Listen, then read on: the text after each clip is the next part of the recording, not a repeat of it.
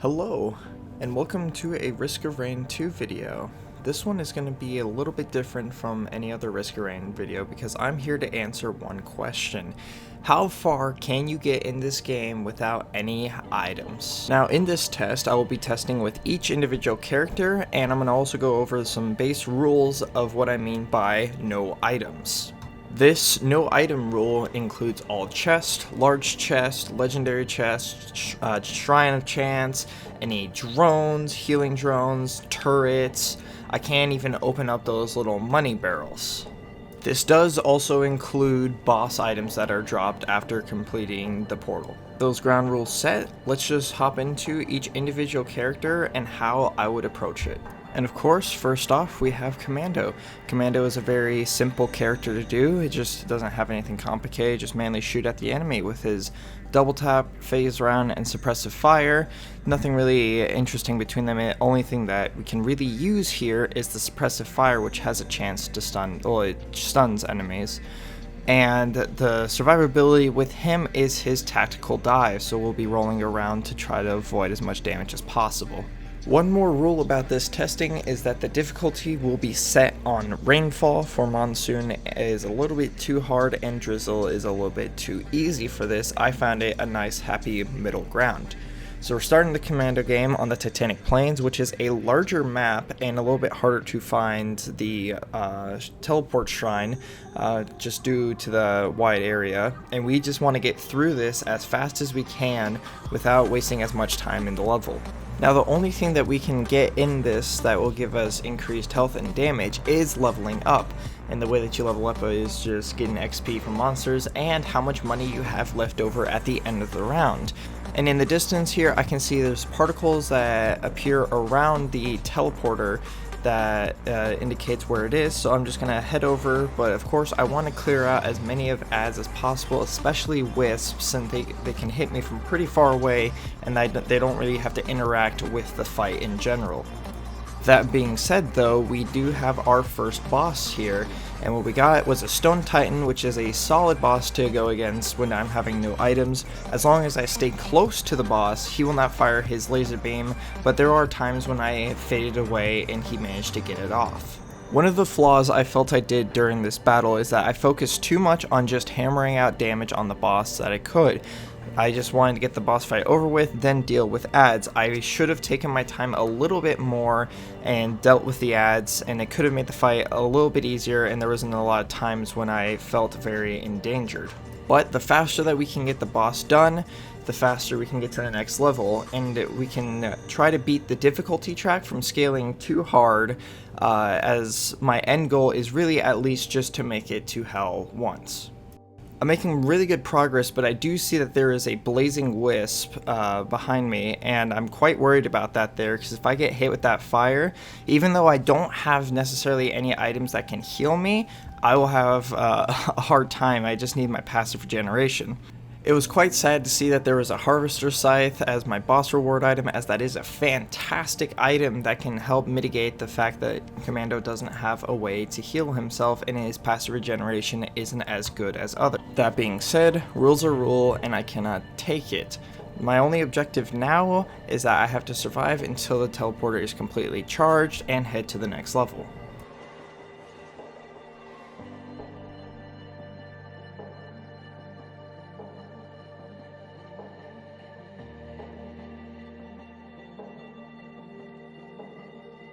Starting in on stage 2, we get the Abandoned Aqueduct, which I think is the best stage 2 map. The wetlands is very dense and hard to find the boss shrine sometimes because the particles can be hidden or behind walls and many other things, while here it's usually just on the other side of the map. With all that being done, I just have to head over to the boss shrine. I do find a Shrine of Blood, so it's going to give me a little bit of extra money after I do the boss. I wanted to clean up a little bit of all the ads here. I probably should have activated the boss and then started working on the ads so I could charge the portal. It was a minor mistake, but not one that cost me too much. Now, seeing that my boss was the Beetle Queen was a little bit disheartening, because the Beetle Queen can summon a lot of her little beetle guys, and the ads was really the only problem that I have with bosses. Her acid spit is also pretty dangerous, and I was not confident going into this fight. Though not being confident, I was making good progress on her health, and the ads weren't filling up too much yet, but this is about the time when I realized that this was not going to work. I took a massive amount of damage, and I got to take a good look at my surroundings and found out how surrounded I actually was. Realizing how dire the situation is and my health, I decided to focus on ads instead, mainly the wisps, as they can really just kind of one-shot me. But as this went on and on, I realized how much more as I really just couldn't see, as some wisps were coming in from the distance, and I really just couldn't handle it all. The only thing saving me in these situations was really my combat dive, or whatever it is, but about this point I was definitely sure that I was going to die, and later I do find out the sad truth.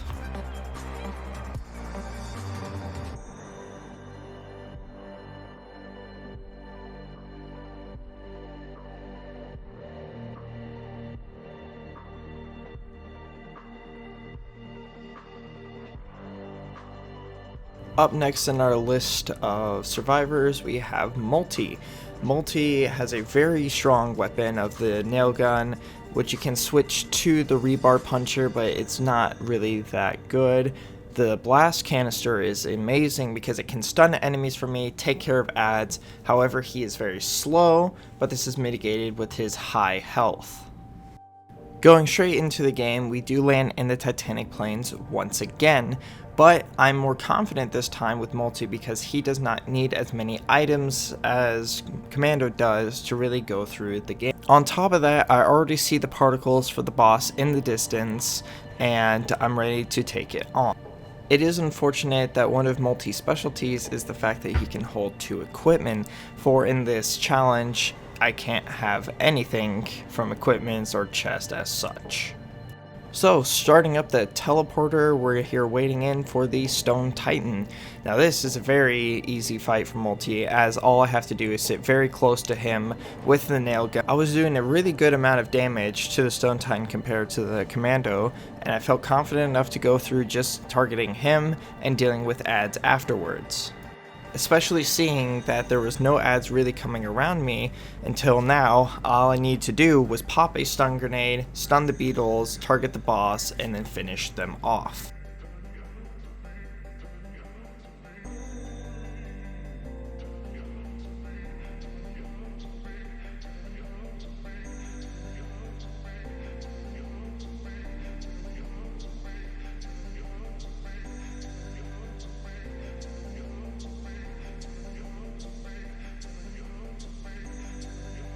Heading into stage 2, we do get the abandoned aqueduct again, and knowing the way that the boss spawns, I of course know it's already on the other side of the map. I'm making a lot better time, but I did realize something here, is that even though I can kill the boss quickly, the charging of the portal is what's really going to limit me in how fast I can go. So activating the portal and then clearing ads is a better choice. Already being at the portal in very short time was very reassuring to me, but we start up the portal and what we get, the Beetle Queen again. This time I was feeling a lot stronger and that I could get my revenge against her. I needed to take care of her very quickly because I saw that the number of wisps was starting to increase dramatically. The rebar puncher is a very good weapon for taking care of the wisp because the damage, fall off, and the accuracy of the nail gun is just not good enough for wisps. Getting a little bit overwhelmed, but this stun grenade really bought me a lot of time because all the wisps got hit and got knocked out of their shots that were coming to me. The queen's acid spit is what's really doing the most damage to me. Knowing that, I just need to take care of the queen and be done with it. However, not being dumb, I noticed that I drop in health quite fast and I just need to get out. I'm going to loop around and come back to the boss after I take a little bit of a breather. This was also a very good time to take care of a lot of the wisps that were plaguing me.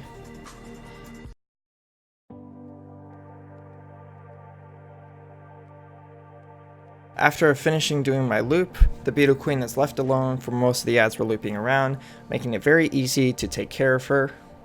And now my only objective is to survive until the teleporter is complete.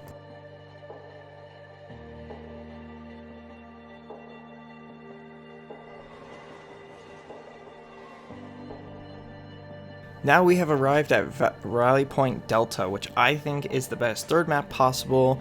While I love the new map, it is quite wide and hard to find the boss shrine. I felt as though I deserved opening that, even though I couldn't get the Prion accumulator. Seeing the boss shrine in front of me, I head off to it.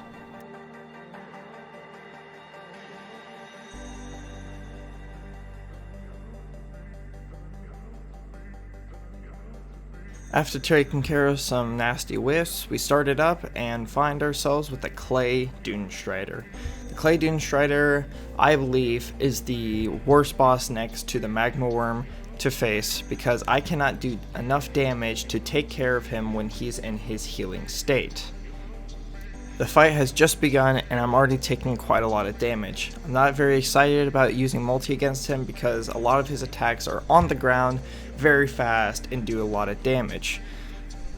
My plan was just to loop around the boxes each time, doing little bits of damage to him. However, there was a lot of stone golems here that I really wanted to take care of, but me focusing on them was a bad idea because that is what got me killed.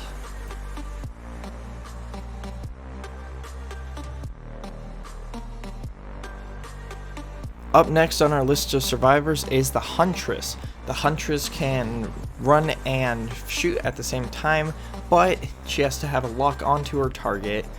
What's really good about the Huntress is her laser glaive, which this is going to be able to take care of a lot of the ads that is also around the boss while doing more damage to the boss. Blink being an excellent way to avoid damage, and Arrow Rain is a very good AoE to take care of some ads. All of this being said, I tried multiple attempts with the Huntress, and my games really just didn't go well.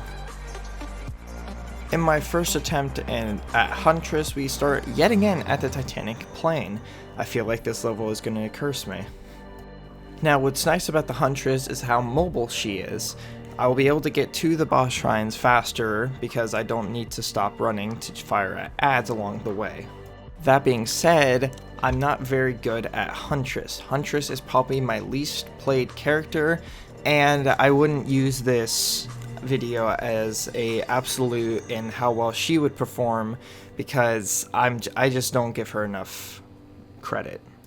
But here we find ourselves, the boss shrine, and we just have to hit it and start the fight. Our boss this time around ended up being the Watering Vagrant. It's not a very good boss as my R ability, as you can see here, can't really get it without some very tricky maneuvering. These balls that it shoots out can also be extremely annoying as my auto lock-on can target that sometimes instead of the Vagrant. This whole fight went pretty south pretty fast, so let me just speed it up and get to that point.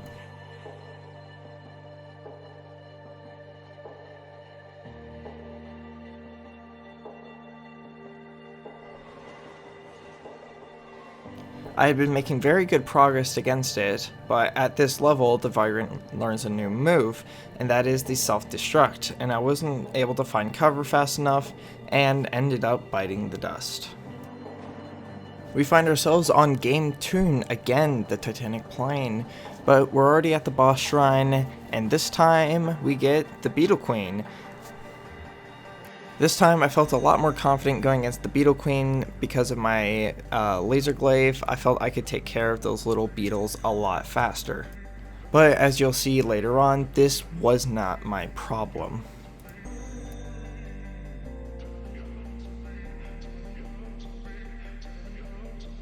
This was the point that most of this fight immediately went downhill. I got hit out of behind me, in front of me, everywhere. This Lemurian is sniping me, and due to the fact that Huntress has the lowest amount of health to begin with, this did not end well. However, determined, I end up going in one more time on the Titanic Plain. We already have the boss teleporter, and in this area, I really was hoping not for a Watering Vagrant. However, end up with a Beetle Queen. We fought her once before, and I felt I got pretty close with the Beetle Queen fight, and we'll see how this goes.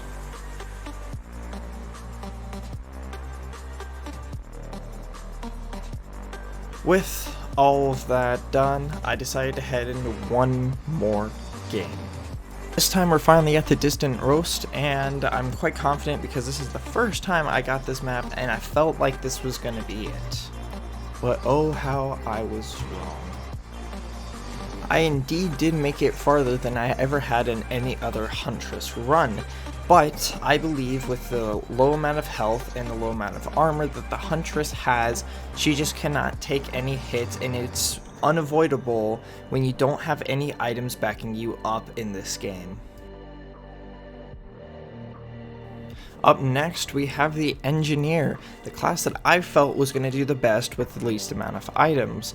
Due to his TR-12 Gauss auto turrets, they can be taking care of a lot of adds while you're focusing maybe on the boss.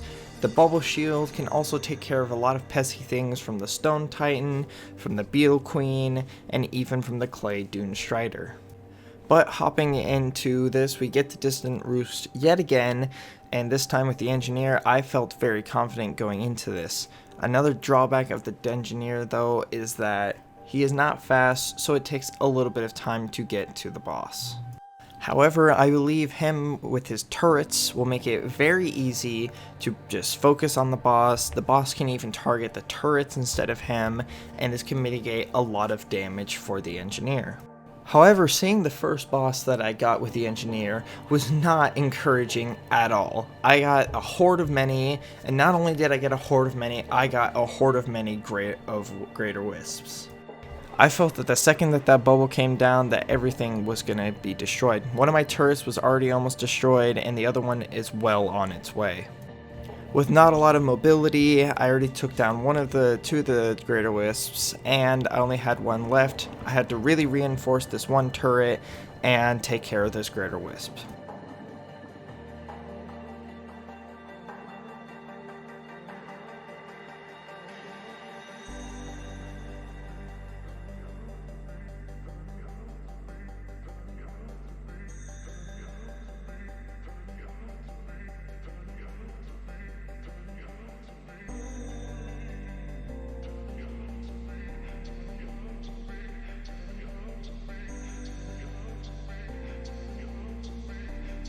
With all that done, all I had to do was take care of the adds and survive, which I felt was the strongest suit of the Engineer compared to most other survivors.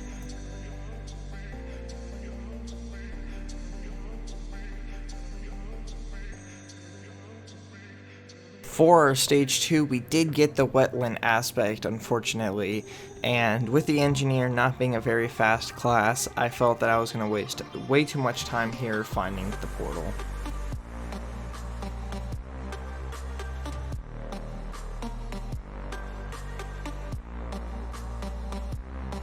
However, with a little bit of luck and not being discouraged too much, I did find the portal relatively fast for this area.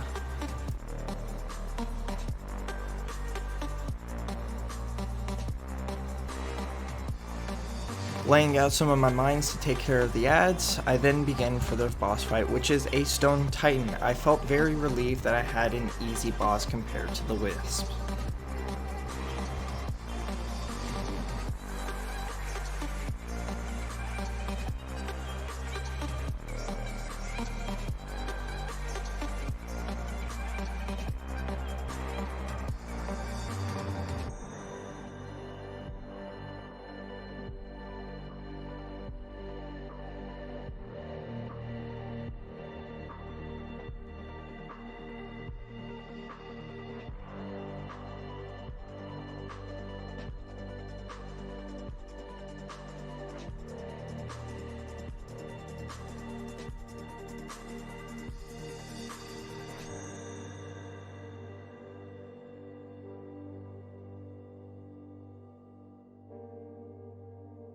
With the Stone Titan taken care of, I was ready to move on to the next stage.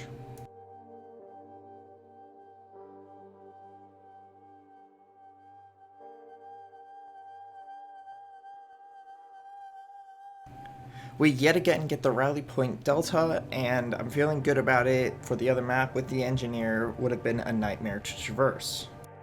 Plus right here, I already knew where the boss shrine was and quite eager to get over to it and get it done.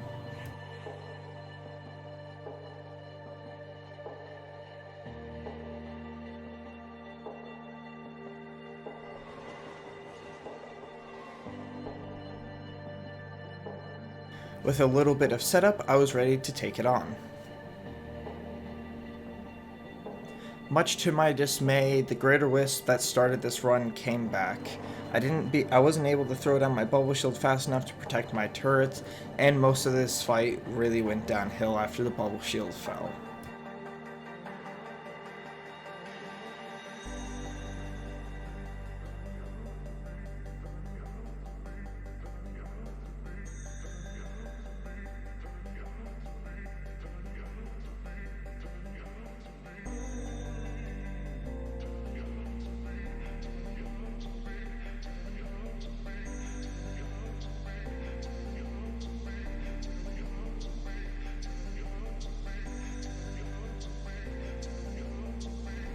Up next on our list of survivors is the Artificer. With her Flame Bolt, Charged Nano Bomb, Snap Freeze, and Flamethrower, she is extremely good at dishing out damage even without items. Coming in, we're at the Distant Roost, and I already can see the portal in the distance, so all I have to do is float down to it and initiate it. With her jetpack, we can traverse pretty easily throughout levels, including the Scorched Acres, which is really the hardest map, I think, to traverse a speed trial like this. With that said, we're already at the boss, and it's time to give the boss a smackin'.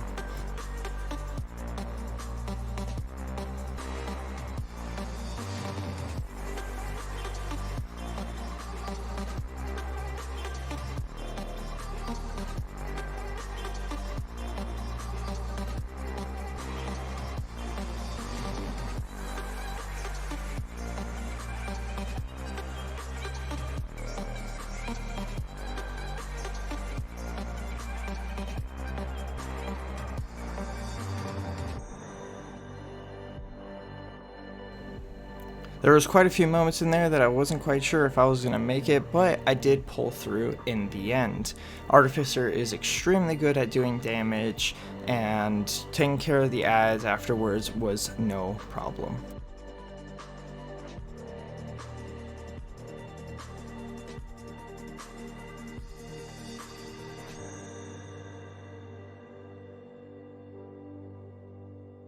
Unfortunately, we did get the wetland aspects yet again with our Artificer, and I wasn't quite sure about where my spawn was. I got a little bit confused and turned around, but it was time to hunt for the teleporter again. And hunt for it I did, and I found it in relative ease, quite happy about it, but it was just time to start with boss 2.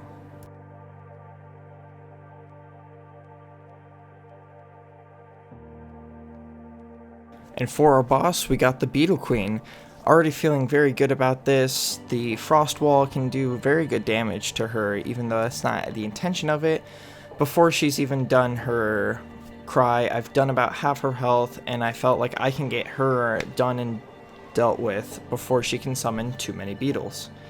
And to that, I was correct, and all I had to worry about was then the plethora of ads around me, and we could move on to stage 3.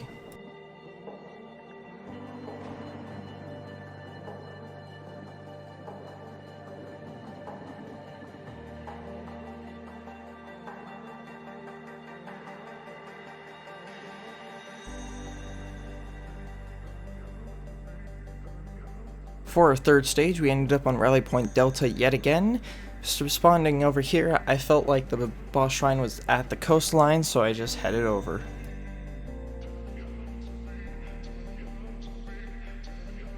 And right I was, the boss on the coastline. It's a nice open area, so I'm a little bit hesitant about any stone titans or wandering vagrants coming in.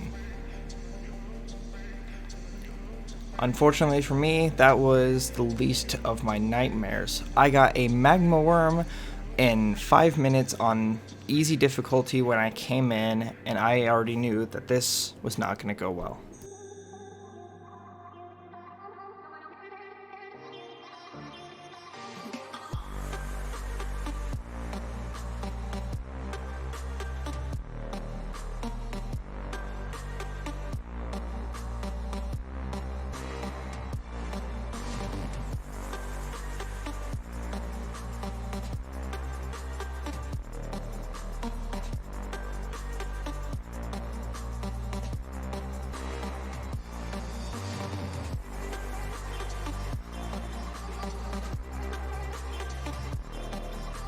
Up next, we have Mercenary. Mercenary has a double jump with his cybernetic enhancements, a laser sword, whirlwind, which can take care of a lot of adds, blinding assault, which gives him invulnerability frames while doing decent damage and can take care of wisps, and eviscerate, which does a very decent amount of damage while also giving you invulnerability frames.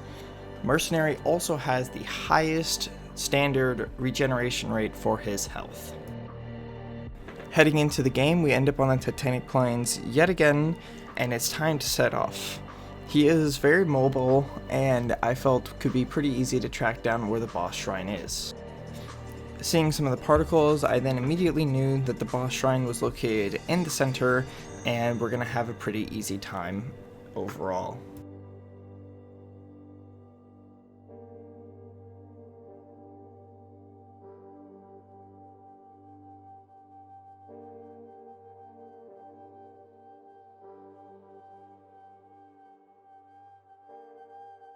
We did end up getting the Wandering Vagrant, which is a slow and tedious fight with Mercenary, as I am playing a melee character, but using his teleport dash, I got up on top of it, and it just took quite a while to slowly chip away at him.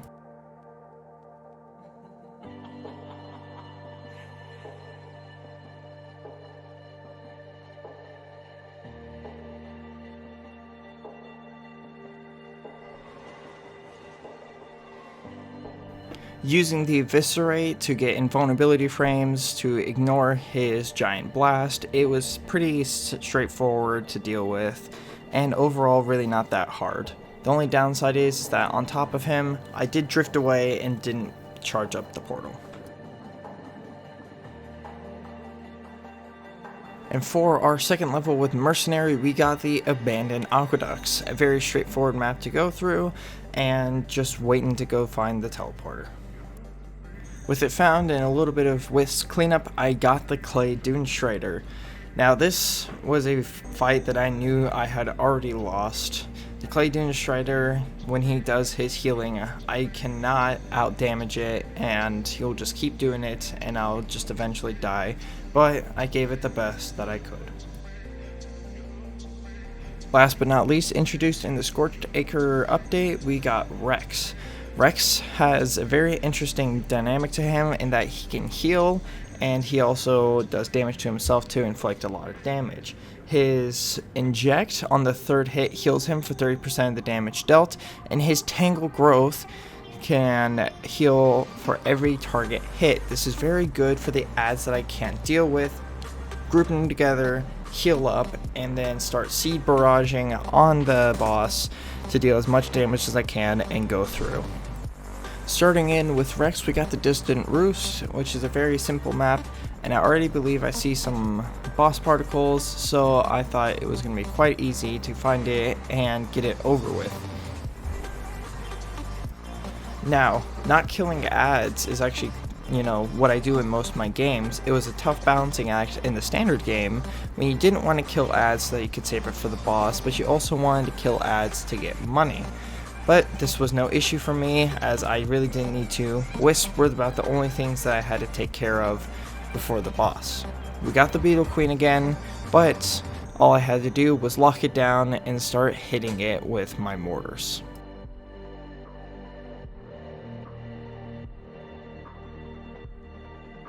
The more and more beetles she summoned, the more and more health I regained. It was not a very good matchup for the Beetle Queen to go up against Rex.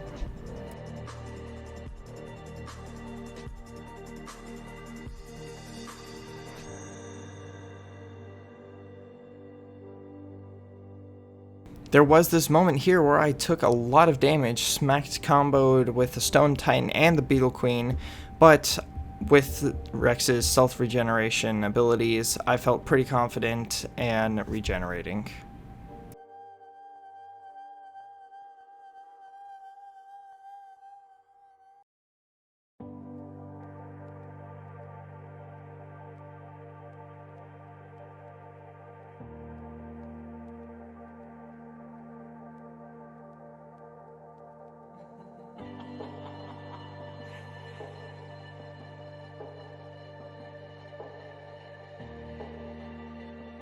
It was a tough one, but I got through it in the end, and with the boss gone, I could easily regain all of my health as I'm not using abilities that take away my health as well. All I have to do is wait for it to charge.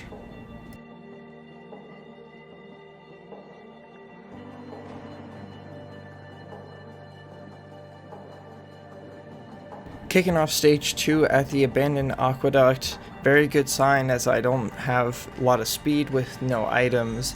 We just have to head over to the boss and get it done.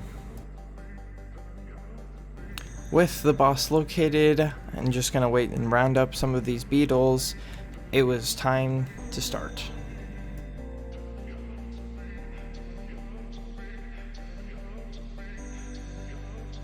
Our boss this time around again was the Beetle Queen. I was feeling very good about this, as I already knew what had happened last time.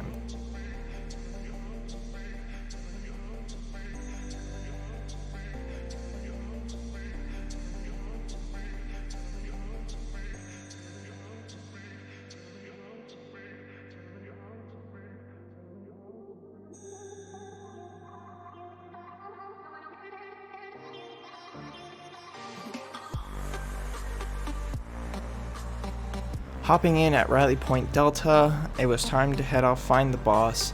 I was really hoping not to get another magma worm like last time, because I also believe that Rex doesn't have very good capabilities. I do see the boss and it's on the other side of the map, so I knew it was just going to be a long trip.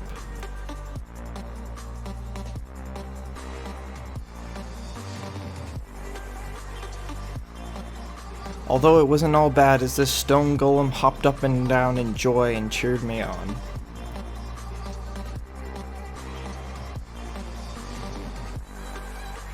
And for the stage 3 boss, I got the Clay Dune Strider yet again. I felt though that I had a better chance this time, as I also had a healing ability that was an AoE, so I was hoping that after he sucked everything in close together, that I would also be able to benefit off of it.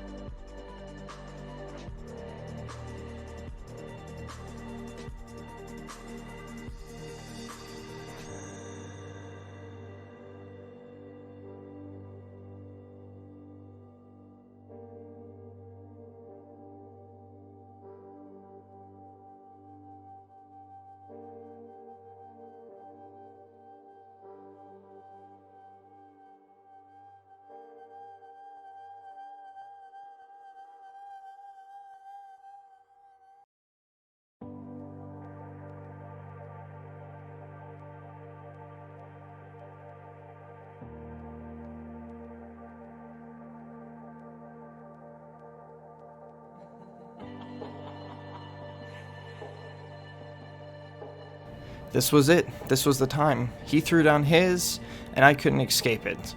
So all I had to do was rely on my R, which still hadn't come out, but it comes out here, but most of the enemies he already had killed, and what also ended up in my death. So that was my results from character to character. It seemed, especially for the higher tier characters, that stage 3 was definitely just a roadblock, and the bosses that can spawn there was just a little bit too hard to ever get past. However, that being said, this was very interesting and fun to do. The only unfun part really was the Huntress, but I still feel like I didn't do her enough justice, really.